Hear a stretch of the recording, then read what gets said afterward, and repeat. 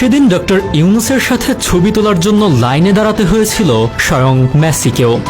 Doctor Mohammad ইউনুসকে তাদের ক্লাবে একটিবার নেওয়ার জন্য উঠে পড়ে লেগেছিল বার্সেলোনা।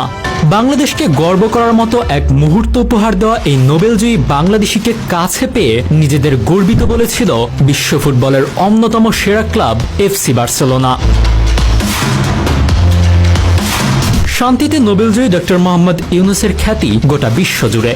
মেসির সাবেক ক্লাব থেকে শুরু করে অলিম্পিক সবখানেতেই তিনি বাংলাদেশের নাম উজ্জ্বল করেছেন। 2016 সালে ডক্টর ইউনুসকে বার্সেলোনায় আমন্ত্রণ জানানো হয়। ক্রীড়া জগতের জনপ্রিয়তাকে কাজে লাগিয়ে সামাজিক ব্যবসার মাধ্যমে সামাজিক রূপান্তরের লক্ষ্যে বহুদিন ধরেই কাজ করছিলেন দেশের একমাত্র নোবেলজয়ী ডক্টর ইউনুস। সে লক্ষ্যেই 2016 সালে তার রচিত এ ওয়ার্ল্ড অব 3 জিরোস শীর্ষক বইয়ের স্প্যানিশ ভাষার সংস্করণের